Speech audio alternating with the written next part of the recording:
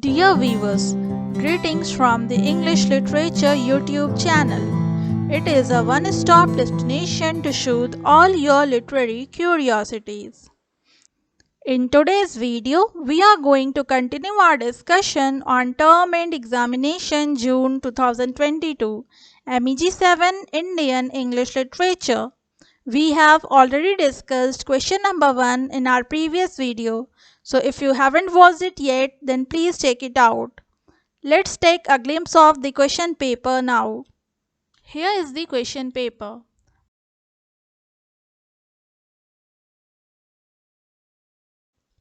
Let's come to the question number 2.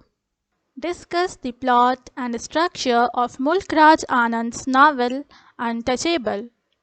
Mulk Raj Anand's novel Untouchable has no story interest. It is just an impassioned plea for a social cause.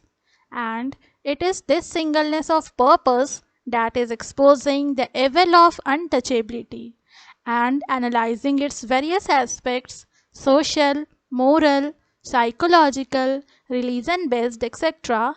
that provides structural unity to the plot. The plot of Untouchable can unmistakably be hailed as one of the most compact and coherent plots in Indian English fiction. Observing the three Aristotelian unities, the novel records a day's events in Bhaka's life. It mirrors the pathetic conditions of the untouchables who form the lower stratum of society in the caste-ridden Orthodox Hindu society, especially in pre-partition times.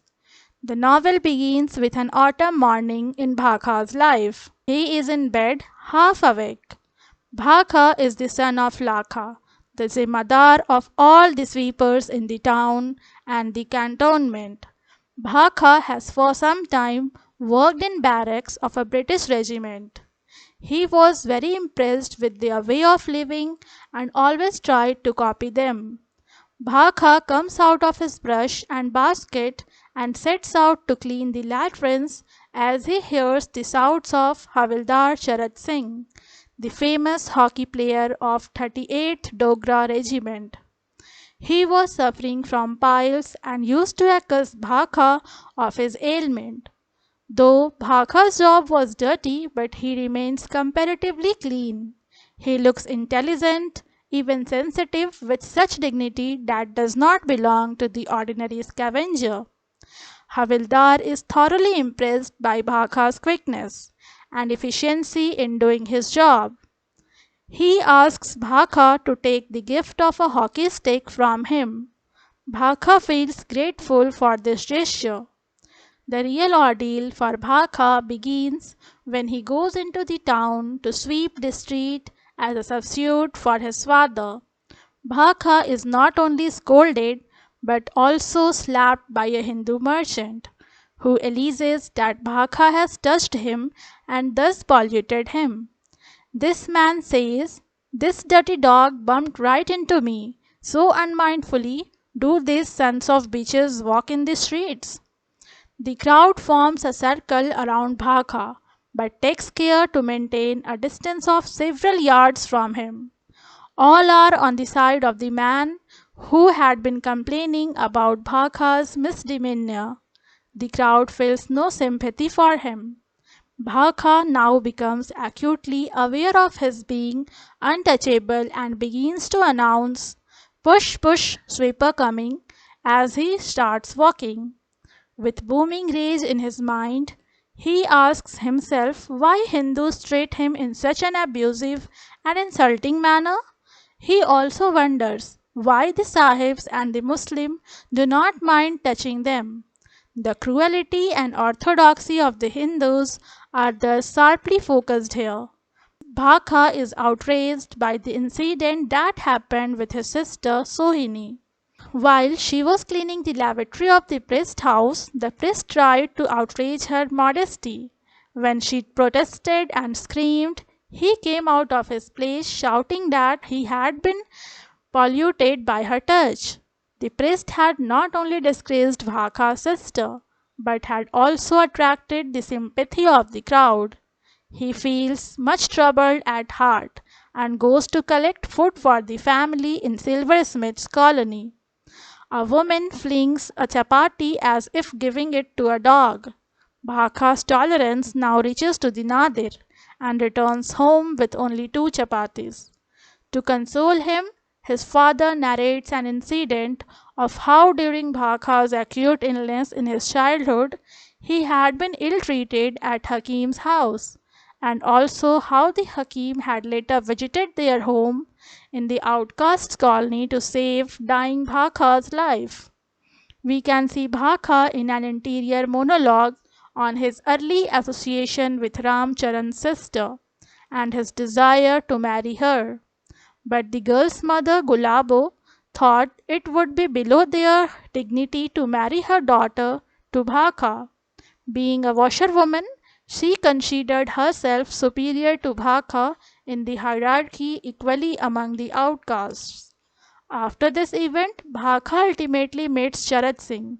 He finds that he is a broad-minded person who offers him tea and gives him the promised hockey stick. Bhaka is filled with deep gratitude for Charat Singh for his kindness. When he is told to leave home by his father, he starts moving aimlessly and suddenly hears some people shouting, Mahatma Gandhi ki jai, the Mahatma has come. Along with the crowd, he too goes to the Gol Bagh where Mahatma Gandhi was going to address a meeting.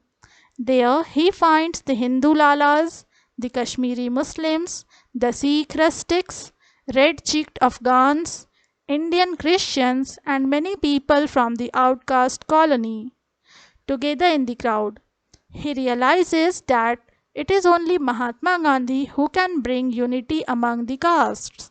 Just then there arises a shout from the crowd, Mahatma Gandhi ki jai, Hindu, Musalman, Sikh ki jai, Harijan ki jai. During his speech, Gandhi declares untouchability to be the greatest blot on Hinduism and says that it is very strange for Indians to seek freedom from the grip of a foreign nation while they are trampling millions of their fellow human beings for centuries in the name of casteism. He then exhorts the untouchables to give up their evil habits of drinking alcohol and eating meat. He asks them not to accept the remains of the food from high caste Hindus, but to insist on payment in sound food grains. Gandhi concludes his speech with the words, May God give you strength to work out your soul's salvation to the end. Bhaka has deeply touched by the concluding words of Mahatma's speech. When the Mahatma leaves, people again shout, Mahatma Gandhi ki jai. But Bhaka also hears a dissonant voice that says, Gandhi is a humbug, a fool and a hypocrite. The voice expresses disgust about Gandhi living in ancient times without realizing the benefits that modern technology brings to India. Iqbal Nath Sharashar, a young poet, and his friend R.N. Bashir, a barrister at law, now discuss how the Indian society can be rid of its bane of untouchability. They talk of introducing the flush system for sewage disposal and recognizing equal rights, privileges, and opportunities for everyone, as was the case with the legal system. Bhaka feels bewildered. His mind is filled with gloom once again when he is left alone. The conflict in his mind makes him more miserable and makes up his mind to go home and seek some calmness by telling the story about Gandhi's visit and his speech to his father. The plot of Untouchable is linear in form and simple in content. It is perhaps one of the best experiment plots in the elementary stage of Indian novels in English. The use of narrative techniques such as stream of consciousness, flashback, reverie, interior monologue, etc., and confining the action to less than 24 hours in the life of its hero, Bhaka makes it one of the most well-structured plots. The single-purpose theme of untouchability has been defined and analyzed from different viewpoints. and in all its complexity. Though Untouchable does not have the conventional form of a proper beginning, middle, and end, it does have a conclusive open-endedness, offering three probable solutions to the removal of the evil of untouchability: conversion to Christianity, Gandhi's exhortations to the horizons to shun the bad habits and get integrated into the mainstream of the Indian nation slowly but surely, and the introduction of the flush system. The book is simply planned. The action occupies one day and takes place in a small area. The great catastrophe of the touching occurs in the morning and poisons all that happens subsequently. Even such pleasant episode as the hockey match and the country walk. After a jagged course of ups and downs, we come to the three solutions with which book closes. Bhakha returns to his father and his wretched bed, thinking now of Mahatma and the machine. Question number 2. Or discuss the role of Murthy in Raja Rao's novel Kanthapura. Murthy, a young man of the village Kanthapura, brings the message of Gandhi to his people and starts his Satyagraha movement against British rule. This Kevington coffee estate on the periphery of the village is a symbol of the British attempt to enslave the Indians in the novel. Murthy carries the message of Gandhian teachings to the state, and it causes much turmoil all around, as the police try their best to suppress the movement. Murthy gives his best to educate the people of Kanthapura on Gandhian principles. He works hard to break villagers' link with the past, which persisted in the form of superstition, casteism, and orthodoxy. It takes time for the villagers to understand the true significance of the freedom movement and Gandhian Satyagraha. Murthy never despairs and continues his work despite the heavy odds against the success of his mission. He becomes successful in making Rangamma, Ratna, and Rangegodam his followers, and is encouraged by the enthusiasm of his followers.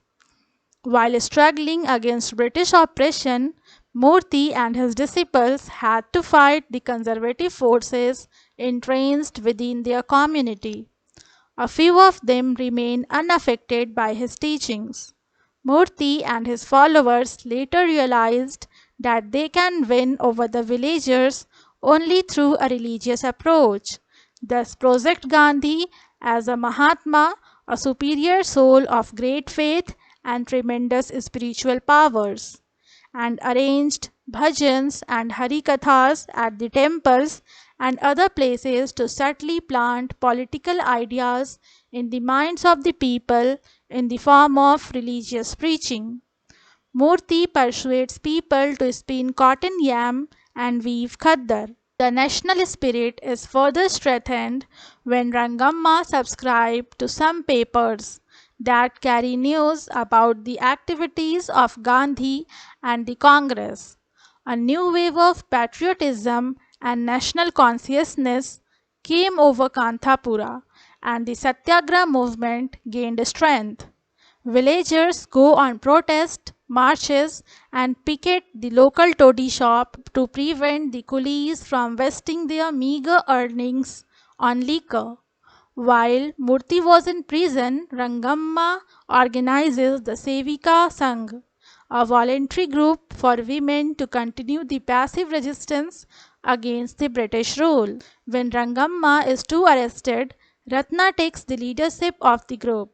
Murthy is welcomed by the people of Kanthapura when released from prison. It gives him renewed hope in the success of his unequal fight against the police. Murthy tells them to contribute to Gandhi's civil disobedience movement against the British by pursuing the Don't Touch the Government campaign and No Tax campaign. These campaigns coincide with the famous Dandi March of Mahatma Gandhi, which formed part of his short satyagraha. The police forces used brutal measures against them.